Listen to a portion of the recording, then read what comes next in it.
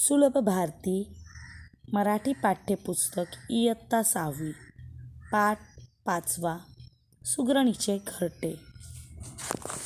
सुगरणीचे घरटे हे कलाकुसरीने सजवलेले असते.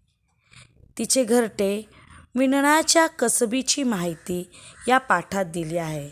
म्हणून या पाठाला सुगरणीचे घरटे हे नाव दिले आहे. शाळेच्या परिसरात लिंबाच्या झाडावर सुगरण पक्षी घरटे बांधत होता. हे दृश्य अतुल, नैना, जॉन, सिमरन यांनी पाहिले. त्यांनी पक्षाच्या कसबीची वाखाणणी केली. वाखाणणी म्हणजे स्तुती केली. गुरुजींनी सुगरण पक्षाची व त्याच्या कौशल्याची माहिती या चारही मुलांना या पाठामध्ये दिलेली आहे. तर चला मग आपण या पाठाचा परिचय घेऊया. शाळेच्या परिसरात असलेल्या लिंबाच्या झाडावर सुगरण पक्षी घरटे बांधत होता. अतुल, नैना, जॉन व सिमरन रोज तेथे थोडा वेळ थांबायचे. सुगरण पक्षी कसे घरटे बांधतो याचे निरीक्षण करायचे. त्याच्या हालचाली त्यांचे मन मोहून टाकायचे. कुठे घाई नाही, गडबड नाही, सगळे कसे नियोजनबद्ध म्हणजे योजना आखून, असे नैना नेहमी म्हणायची. तिला त्याच्या कामातला सफाईदारपणा, स्वच्छता, नीटनेटकापणा आवडायचा. जॉनला त्याची चिकाटी म्हणजे जिद्द, तर अतुलला त्याची कष्टाळू वृत्ती भावून जायची. कष्टाळू वृत्ती, मेहनत करण्याचा स्वभाव. सिमरनला वाटायचे किती मेहनती आहे हा पक्षी. आपल्या सुगरणीसाठी व पिल्लांसाठी एवढे सुंदर घरटे बांधतो. त्यासाठी अपार मेहनत घेतो. खरंच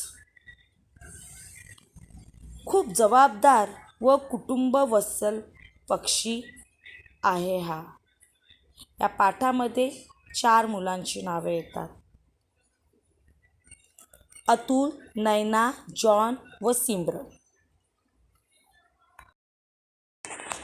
मुले घरटे पाहत असताना गुरुजी तेथे आले. गुरुजींनी मुलांना विचारले, काय रे मुलांनो, काय पाहत आहात?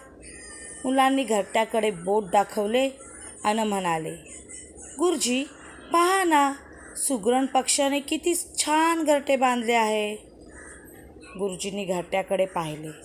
ते मुलांना म्हणाले, मुलांनो, सुगरण पक्षी नीटनेटके आणि मजबूत घरटे बांधतो.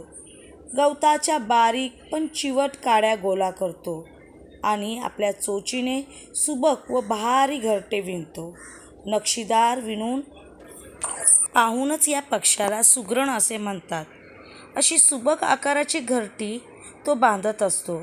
सुगरण मादी त्याचे निरीक्षण करते. राहण्यास योग्य व मजबूत असेल अशा घरात राहणे ती पसंत करते.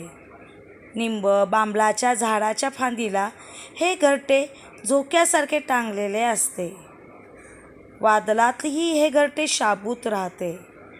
त्याच्या घरट्याची सर कोणत्याही इतर पक्षाच्या घरट्याला येत नाही. गुरुजी सुगरण पक्षाची वाखाणणी केली. वाखाणणी म्हणजेच स्तुती करणे. बऱ्याच दिवसांनी पुन्हा मुले लिंबाच्या झाडाजवळ आली.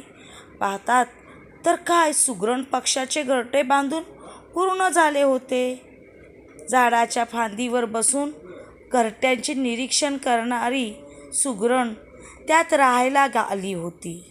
नैना म्हणाली, सुगरण पक्षी किती आकारबद्ध घरटे बांधतो, तेही चोचीने.